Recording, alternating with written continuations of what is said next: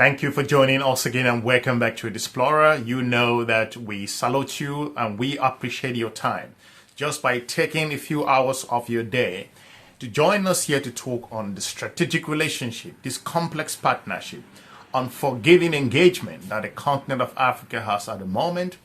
The world is changing so fast and Africa has some huge responsibility to navigate the complexity in the global geopolitical system. That's what we do here.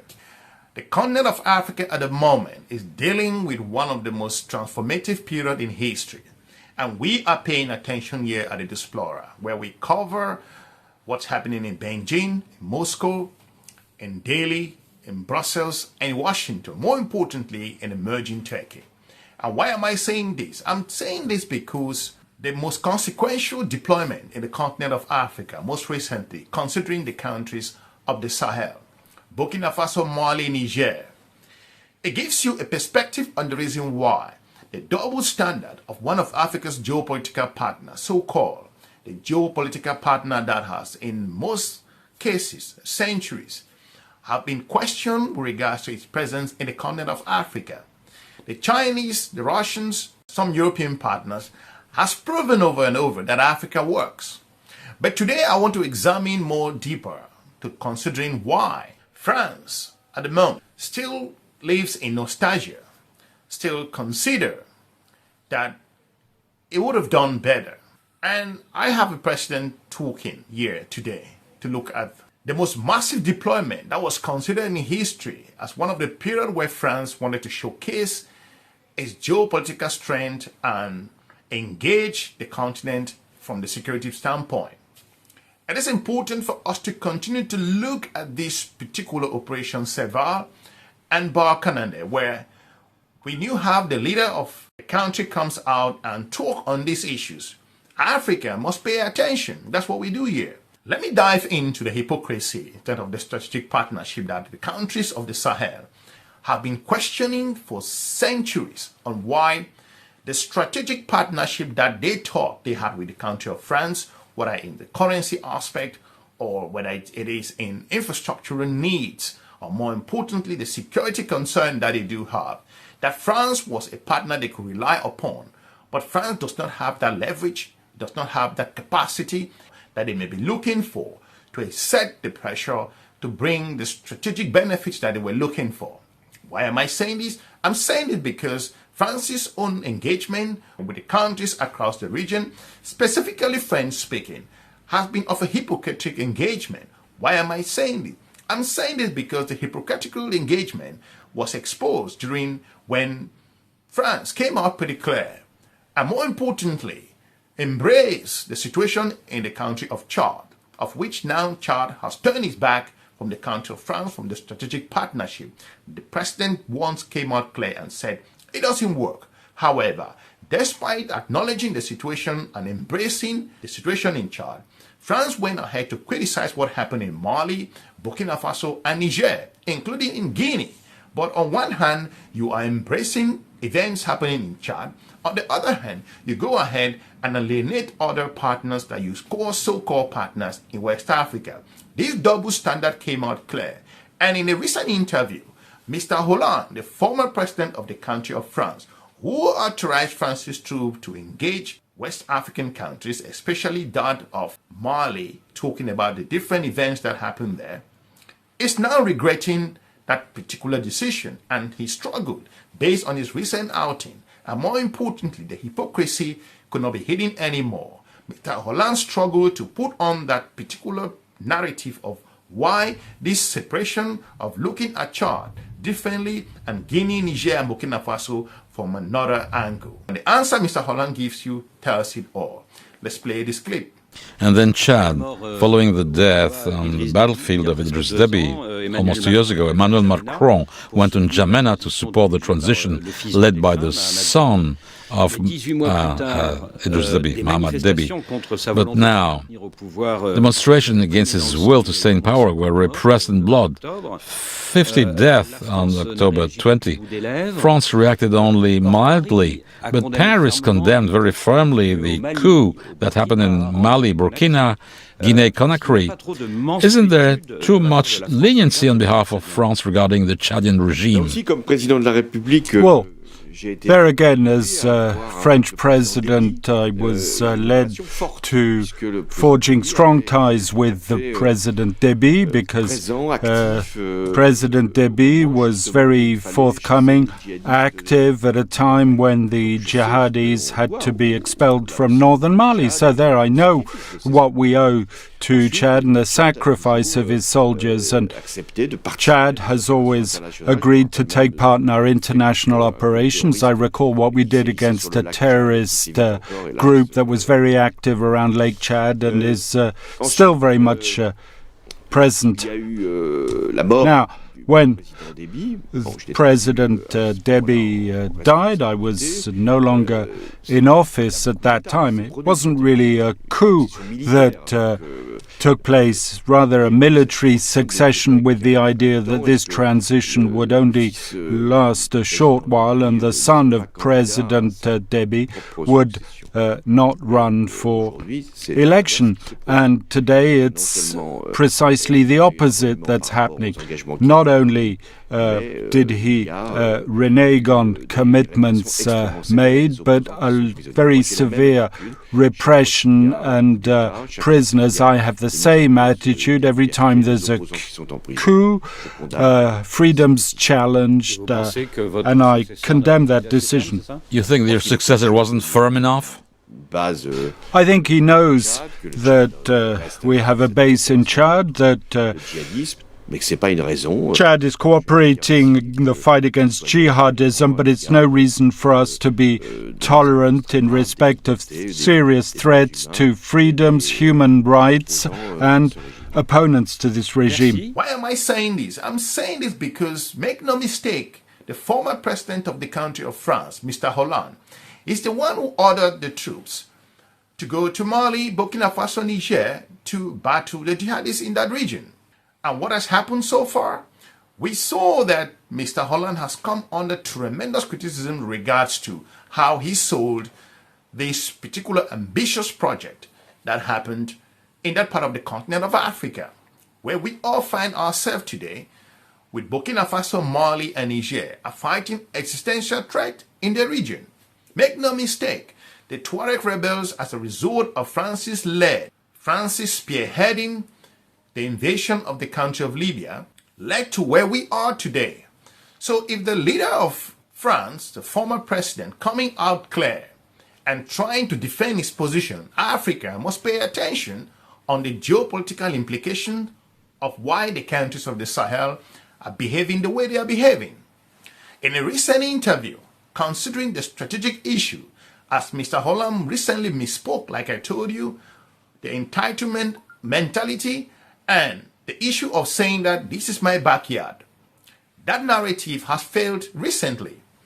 So going back to the recent outing, Mr. Hollande still feels that he still has some scores to be settled, or he still feels that he may have done something wrong that might have affected his political career.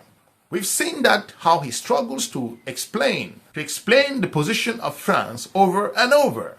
In that interview, Mr. Hollande was pressed on the reason why, based on his own particular perspective as to the events that were happening in the country of Mali at the time, maybe he was carried away with regards to his decision-making process.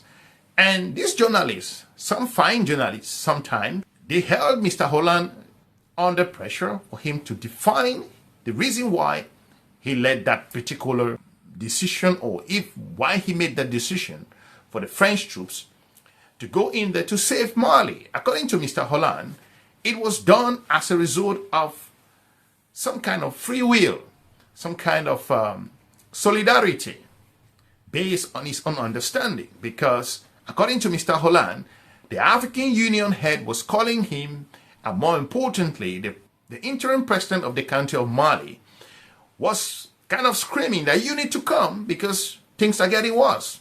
But the journalists held down Mr. Hollande to explain that maybe he kind of sugarcoated the events at a time to sell his foreign policy to the people of France. This is what Mr. Hollande has to say.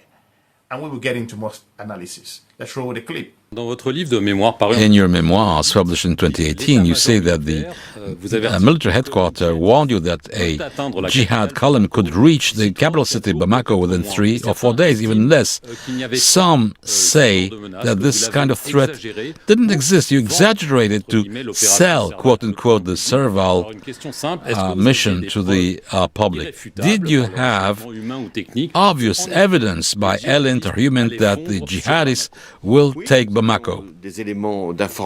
Yes, we had information, very clear, very precise, indicating the assembly of vehicles driven by jihadists who were moving towards Bamako. Maybe they could have stopped on the way, we don't know, but they were heading for Bamako.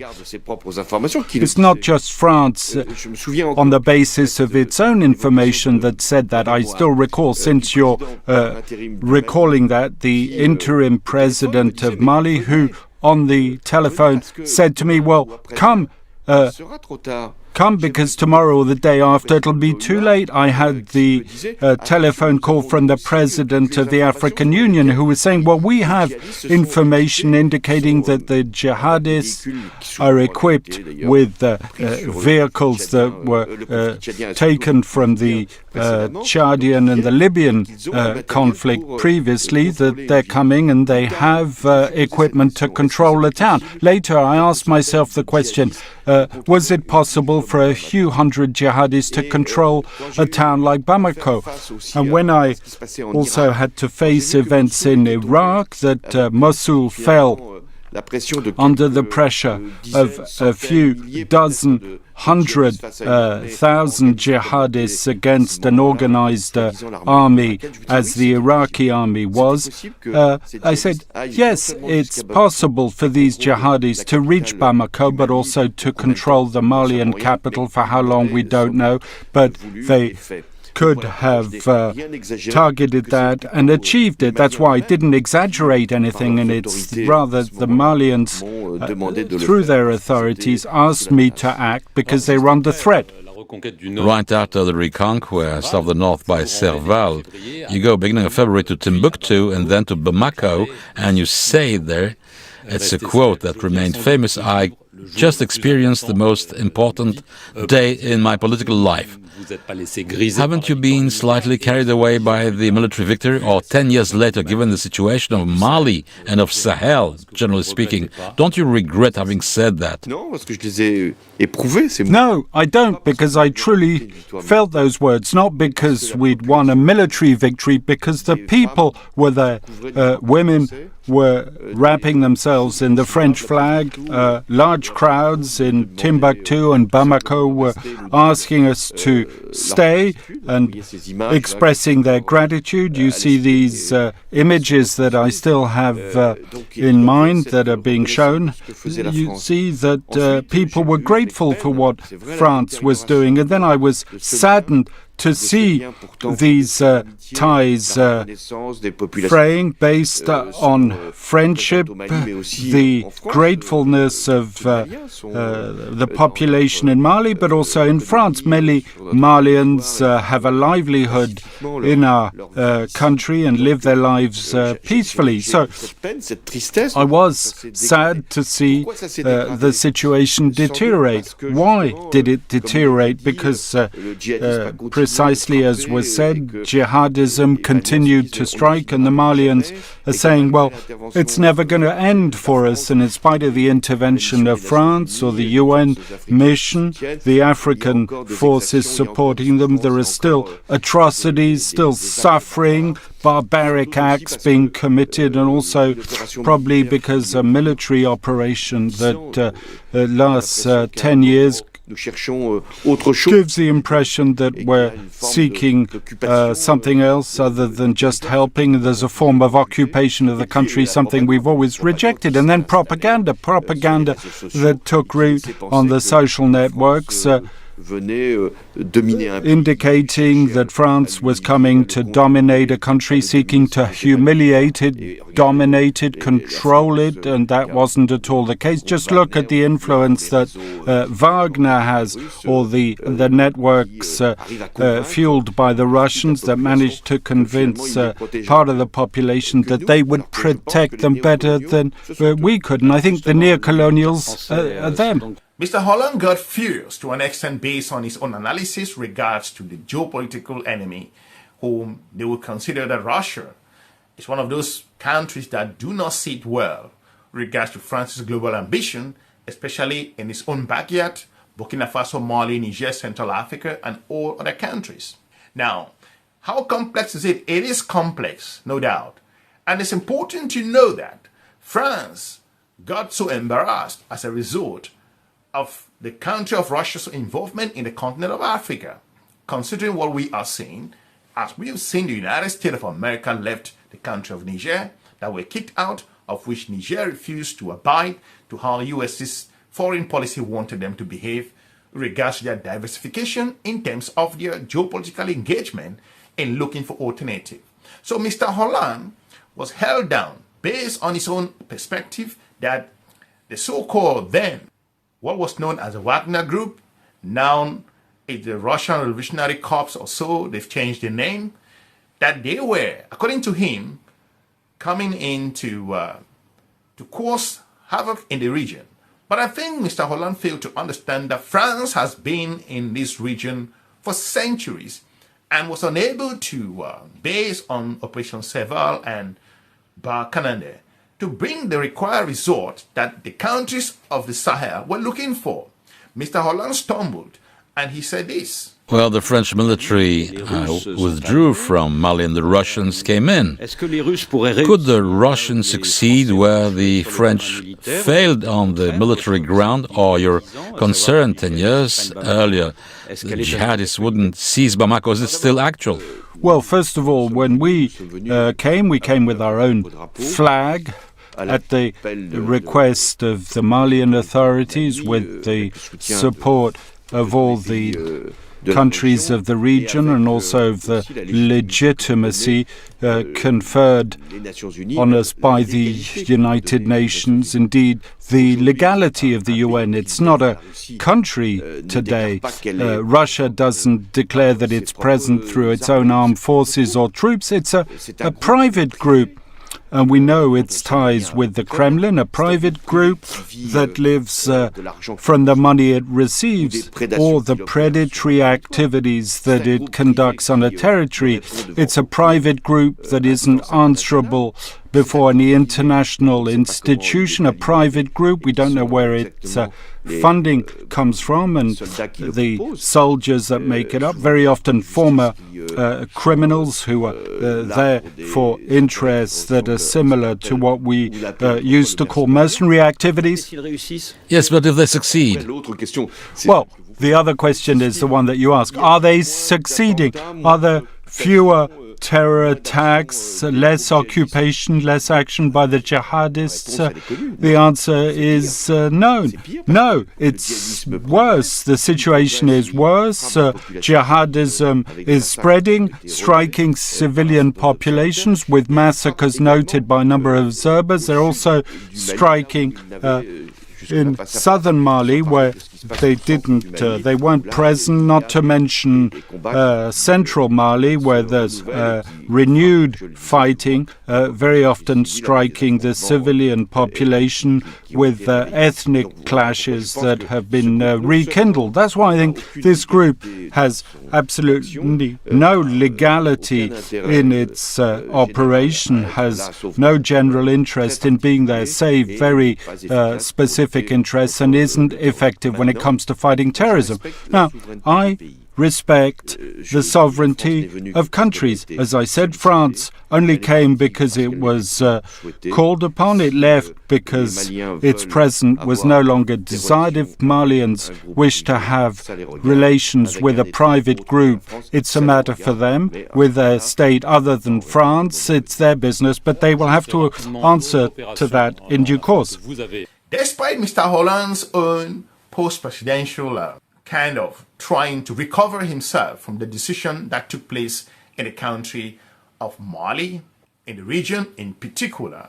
I think Mr. Hollande still struggled to figure out if that particular decision of France's role in the continent of Africa as a security partner. Make no mistake, a number of countries across the region have signed some kind of a colonial pact, which we've seen Niger break that particular part. We've seen Burkina Faso and also Mali, and most recently the country of Chad. And these countries have decided, and even the darling of the country of France, Ivory Coast, have asked France military to leave the territory. That goes to the same with Senegal. So the journalist pressed Mr. Hollande to answer the question that France hasn't, to an extent, accepted its failures, that it was unable to bring in the required security guarantees, especially in the country of Central Africa.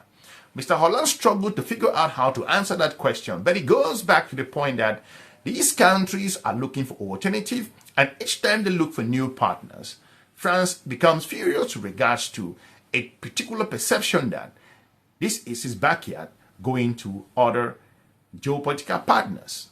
Let's play the clip with regards to the failures in bringing on stability in Central Africa. Quickly, another operation you launched, Sangare's, Central Africa in 2013. 3 years later, France withdraws its troops against the will of Traore, the president who was under the threat of rebel groups. Hence, he calls in the Russians of Wagner. Very simple question now. Have you been totally taken by surprise? Weren't you prepared for the Russians to settle in Bangui? Well, that's exactly the opposite criticism. You might say, why didn't you stay longer? Well, precisely because we were committed in Mali, ready to intervene in a wider area in Sahel. We also had our commitments in the Middle East, even if it's not the same troops that conduct those operations. There was a limit, physical almost. I'm not talking about a political limit, but we wanted that the UN MINUSCA peace mission should take over and support the elected president of Central Africa to bring about reconciliation and stability in the country.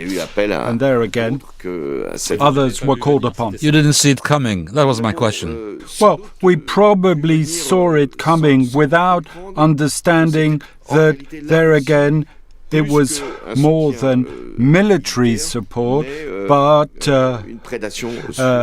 grab on the country's resources. We see the diamond mines interest a number of private groups, and there are flows at work. And there again, it's the decision of the Central African authorities.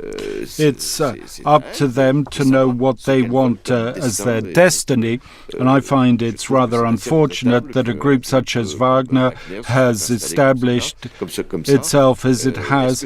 Would France have dissuaded it in its presence? I'm not sure. It is fascinating that France is so concerned onto the presence of the Russians in the territory. France had a level playing field for centuries. It has a free pass to do whatever it wants it to do in the region. But France ignored the presence and, more importantly, the contribution of what African countries should have done to the country of France, but more on exploitation, benign neglect, lack of infrastructure, lack of growth. All of these are very vital issues that, according to Mr. Hollande, he was thinking that this was going to be forever. But by looking at throwing the blame to other countries like Russia, maybe some European partners, even the United States of America and the rest, I think that is a misconception of what France still think African countries are looking for in the 21st century. So based on my own perception and looking on why the continent of Africa has continued to ask questions and France is unable to answer, it's because France may not have seen and has still not seen African countries, especially the French-speaking, as a strategic zone for them to work together, for them to engage as partners of equal. And if you have that perception based on the strategic relationship, it's never going to work. So this aspect is the most complex situation that the former president still tried to figure out himself, that He's only wishing that if I was still in power, coup in Mali, Burkina Faso and Niger, that would have never happened, as he once said. This perception in terms of the strategic partnership is never going to be happening anytime soon, as the countries of the Sahel are charting a new part in their history. So thank you for watching. Leave me a comment. I will be looking forward to meeting you soon in our next episode. Have a good day. Bye-bye.